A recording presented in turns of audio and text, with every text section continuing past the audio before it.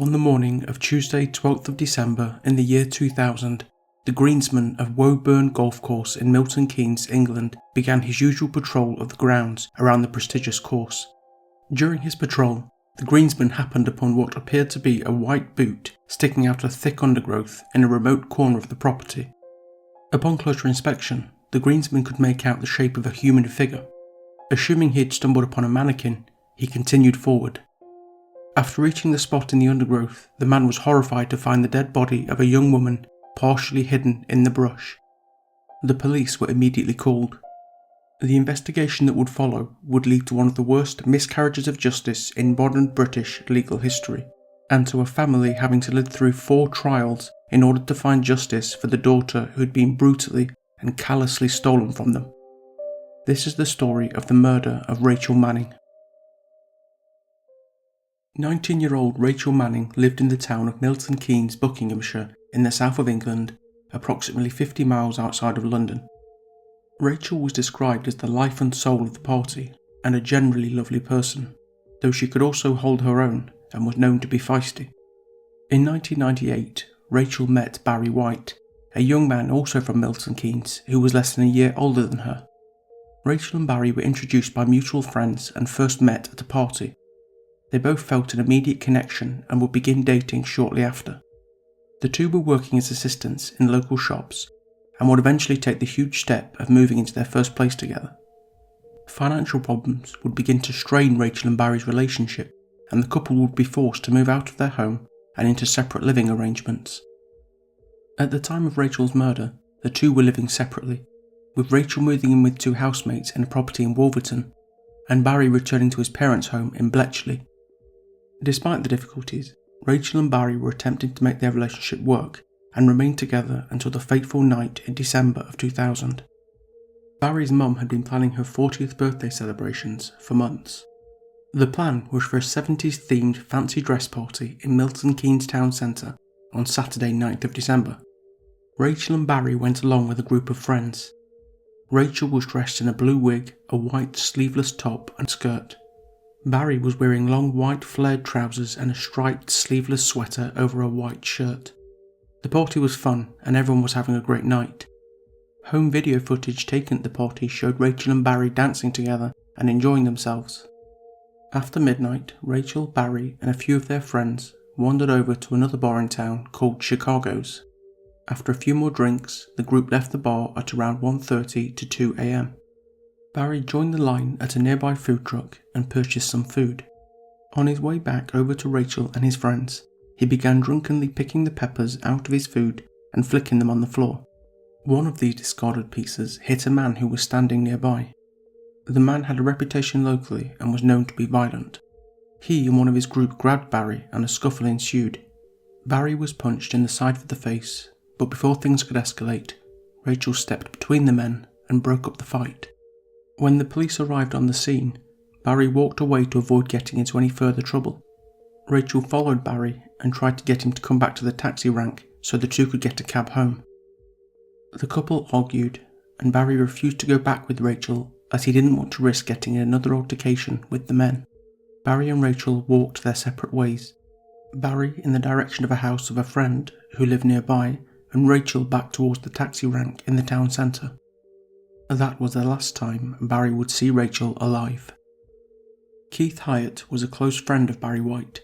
Though he was twice Barry's age, Keith and Barry got on well, and Barry knew that if he ever needed a lift or a place to crash for the night, then Keith's door was always open.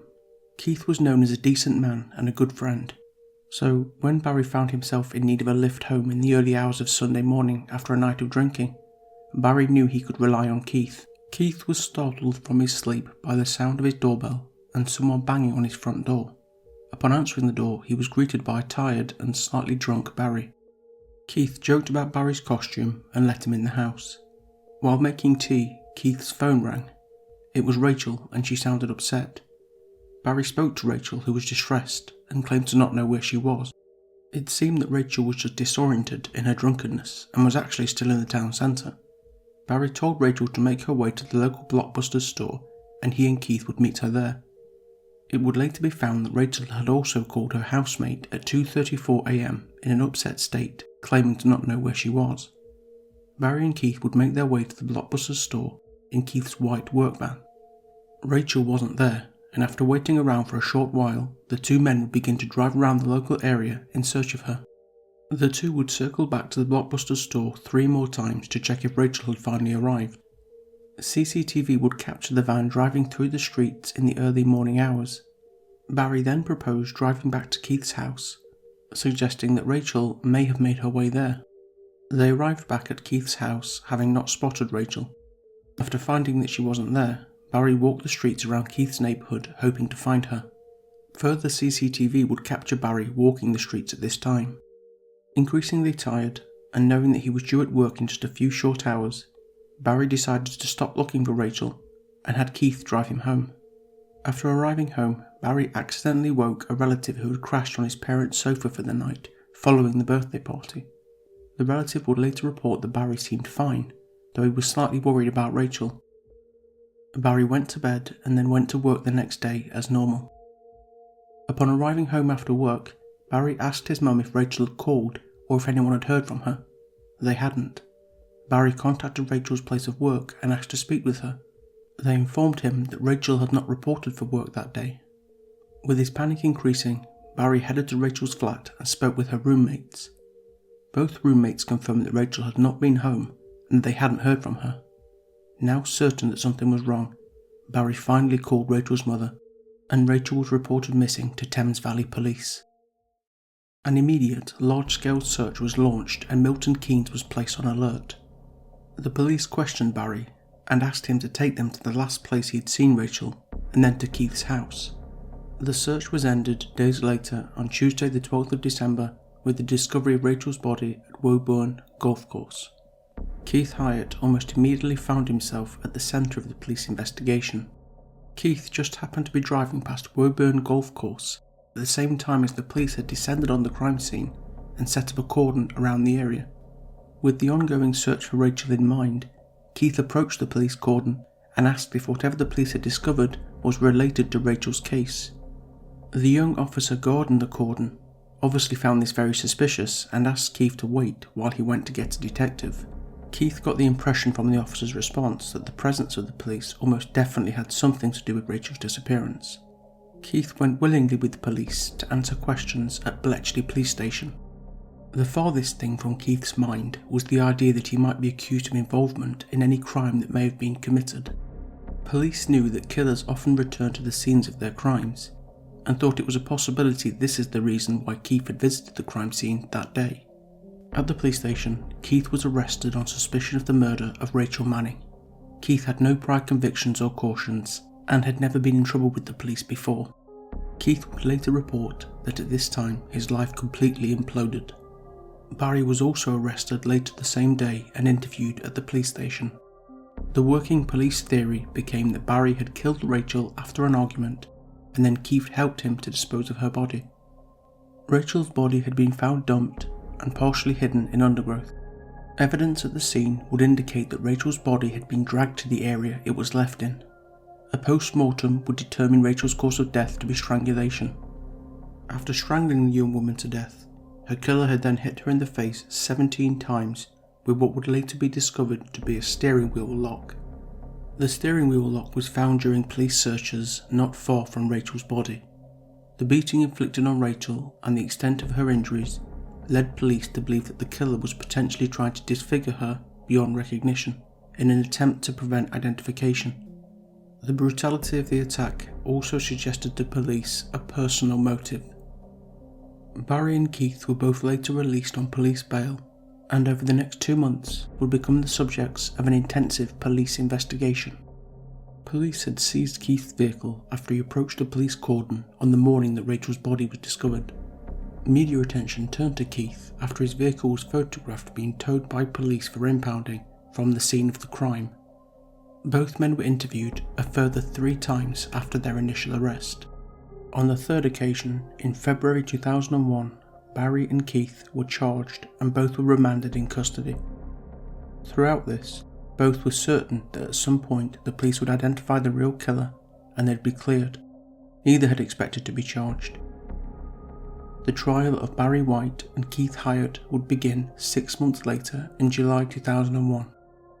Barry faced a charge of murder, and Keith a charge of conspiracy to pervert the course of justice. The prosecution's case centred on Barry having murdered Rachel and Keith having helped him to dispose of her body. The prosecution would allege that the motive for the crime was that Barry and Keith were in a secret homosexual relationship and needed to remove Rachel from the picture in order to be together. The evidence presented to prove this motive was a single entry in Keith's diary in which he mentioned having seen Barry topless and that he had, quote, a nice body.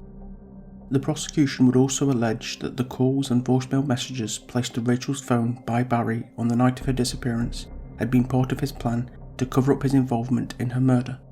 The prosecution alleged that Barry caught up with Rachel not long after parting with her in the early morning. The two then allegedly had an argument before Barry strangled her to death. Barry is then alleged to have called Keith and asked him to help dispose of Rachel's body. After transporting Rachel's body to the golf course, Barry is then alleged to have beaten her face in a frenzy with the steering wheel lock. Forensic analysis of Keith's van turned up no DNA evidence that suggested Rachel's body had been in the vehicle. What was found, however, in both Keith's van and on Rachel's body were 20 microscopic particles of lighter flint.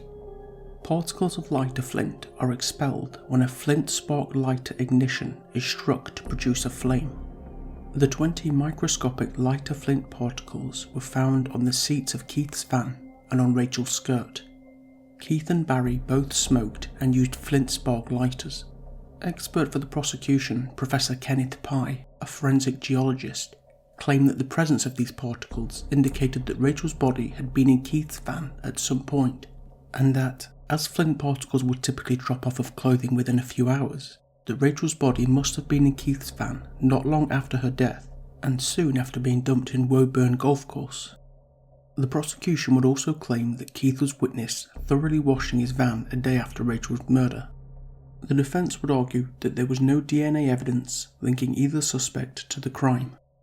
They would also show CCTV evidence that suggested a very narrow window for the defendants to have committed the murder. The defence would also argue that the prosecution's proposed motive was baseless and that neither men had motive for the alleged involvement in the crime. The trial would last 5 weeks, and before instructing the jury to begin their deliberations, the judge asked that they reach a conclusion by Friday of that week, as he was, quote, away on holiday next week. The jury did reach a verdict. Barry White was convicted for the murder of Rachel Manning and sentenced to life in prison. Keith Hyatt was found guilty of conspiring to pervert the course of justice and sentenced to 5 years. Both men were returned to prison to serve their sentences. Barry would spend the first few months of his sentence on a hospital wing under suicide watch, as it was feared he may harm himself. He was later released into general population on a prison wing for the most serious and violent offenders. Word soon got around that Barry was imprisoned for having murdered a young woman.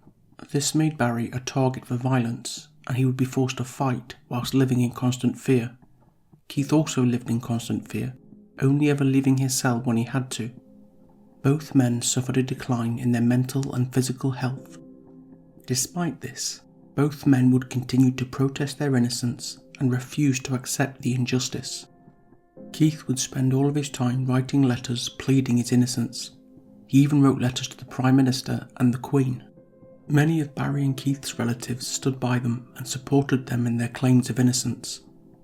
Barry and Keith's persistence paid off, and their case eventually came to the attention of an award-winning BBC TV programme called The Rough Justice, a true crime show that explored and exposed miscarriages of justice and wrongful convictions. The producer of Rough Justice, Louise Shorter, visited Milton Keynes to discuss the case with friends, family, and other interested parties, and was shocked by the level of support for Barry and Keith. Louise was not immediately convinced of the men's innocence, but was willing to pick up the case and go in with an open mind. Louise and the Rough Justice team set about researching the case and contacting experts who may potentially be willing to help. One such expert was Dr. Peter Bull, a forensic geologist who agreed to take on Barry and Keith's case pro bono. Dr. Bull did, however, caution Louise to warn Barry and Keith that if he did find anything that indicated their guilt, then he would say so. A thorough review of all forensic testing undertaken by the police would begin. Both Barry and Keith cooperated fully with the new inquiry, submitting to all requests for DNA samples. Throughout the whole process, both men's stories remained the same, and both answered questions from experts and researchers without hesitation. Additional testing showed that neither man's DNA was found on any of the forensic items collected at the scene of the crime. Dr. Bull then turned his attention to the 20 flint particles found on Rachel's skirt and the seat of Keith's vehicle. The prosecution's expert had claimed that when ignited, a flint lighter only expelled a few particles. Under controlled testing, Dr. Bull was able to prove that each flick of a flint lighter could actually produce thousands of microscopic flint particles, thus proving the prosecution wrong. Controlled testing also proved that flint particles were transmitted between people when they came in close contact, and during a time when most adults smoked, flint particles were omnipresent. No forensic work had been carried out to trace specific flint particles back to a specific source either. Rachel and Barry had spent the evening dancing in close proximity to hundreds of smokers across multiple venues. Rachel had also bought her fancy dress costume second hand. Add all of this together and it becomes clear that it's completely unprovable that flint particles found on Rachel's skirt and in Keith's car came from the same source. In fact, with the potential number of sources, it is impossible to say where the flint particles came from at all. Controlled testing would also rubbish the prosecution's claim that flint particles could only last a few hours on clothing, with it actually being proven that particles can cling to clothing for upwards of 16 hours or more. Further analysis also raised the question of how not one sample taken by the state from Keith's van contained any hair from Keith's large Alsatian dog which travelled in the van regularly with him. A full review of the CCTV evidence also poked many further holes into the prosecution's case.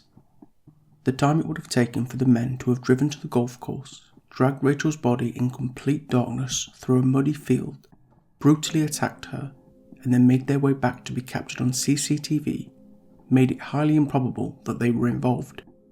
Also of note is that no mud or brush from the golf course was ever found in or on the vehicle or on either of the men's clothing. The prosecution claimed the men had never driven to a car park that they said they had driven to that night. The CCTV actually showed that the pair had driven to the car park on 2 or 3 occasions.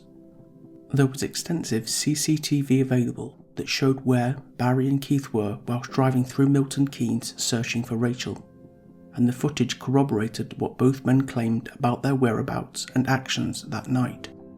The new evidence uncovered by Dr. Bull and Rough Justice led them to the conclusion that Barry and Keith were innocent and that their convictions were unsafe. The Rough Justice episode, featuring Barry and Keith's case, was broadcast in 2005. In late 2005, Keith Hyatt was released from prison on probation, having served his sentence. His conviction still stood. Keith dreaded being released and spent the following years living a reclusive life, constantly looking over his shoulder and panicking while in public. In 2007, 2 years after the Rough Justice episode aired, and after a lengthy appeal process, Barry and Keith had their convictions overturned. Despite the overwhelming evidence that neither men had been involved, the state still requested a retrial. A retrial was granted and both men were bailed pending the outcome of the trial. The only useful outcome from the state's insistence on a retrial was the use of new and more advanced DNA technology to review all evidence. From this, the state was able to gather touch DNA from the murder weapon. The DNA sample extracted from the weapon was entered into the police database and turned up no matches. The person who had wielded the weapon had not been required to submit DNA samples to police at any time in their life. On December 18, 2008, Barry White was acquitted at his second trial and left Luton Crown Court a free man. Both men's convictions were quashed. Good news for Barry and Keith meant misery and uncertainty for Rachel's distraught family. Police incompetence had led to the re-victimization of the Manning family, who were left without answers as to who had stolen their daughter from them. For the police, as well as the embarrassment, they also now had to face the reality that there was potentially a killer free on the streets. Almost 10 years after Rachel's murder, and 2 years after Barry and Keith's acquittal, in May of 2010, a woman on a night out approached a car that she believed to be a taxi. The woman got into the vehicle and told the driver where she would like to go. Shortly after this, the man grabbed the woman and attempted to assault her. The woman was able to exit the vehicle and a passerby rushed over to help. The passerby, a good Samaritan, then walked the woman home. After seeing the woman home safely, the man saw the same car again driving in the same area. The man noted the car's registration and, against the wishes of the woman who was attacked, called the police. As is often the case, the woman was reluctant to call the police to report her attacker, but the man knew he had to do something after seeing the driver still lurking in the area. The driver was obviously a predator and a danger to women. Police matched the car's registration to 40-year-old Shahidul Ahmed, a foreign-born UK citizen who lived in Bletchley, 8 miles south of Milton Keynes. Ahmed was a married father of 5 and a chef. He had no prior police record. As part of the investigation into his attack on the woman in 2010, Ahmed was required to submit a DNA sample. When entered into the police database, Ahmed's DNA was found to match the touch DNA extracted from the weapon used in the murder of Rachel Manning. In December 2011, Ahmed was charged with murder. At trial, Ahmed would plead not guilty.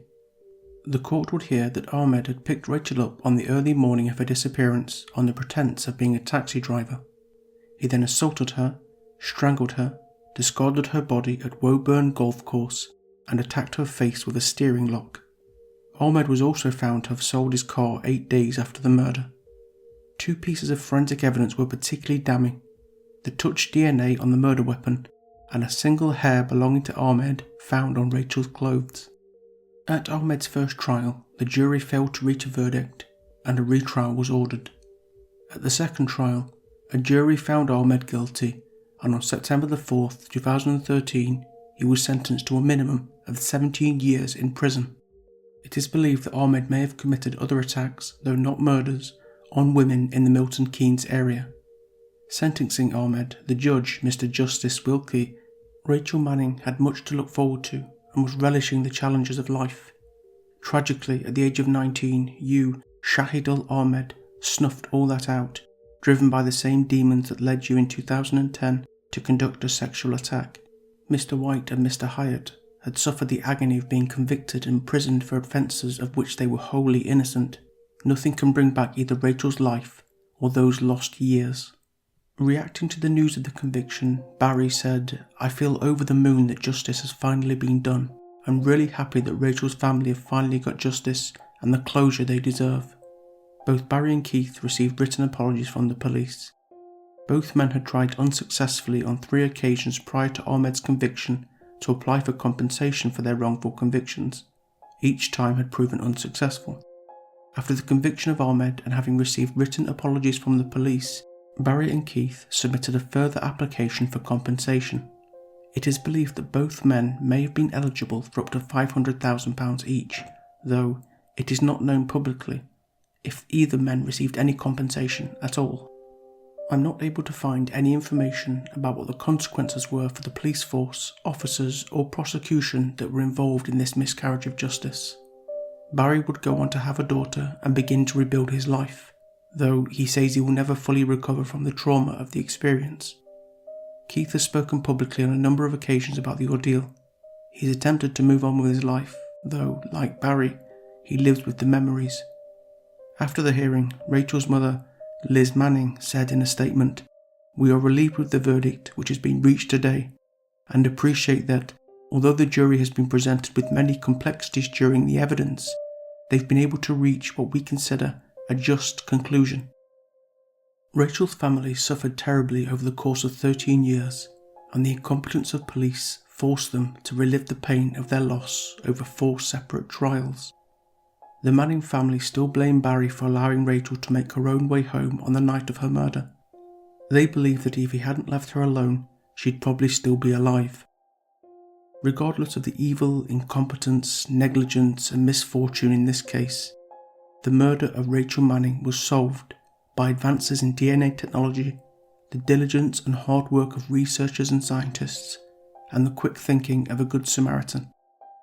Justice has been done, and Rachel can rest in peace.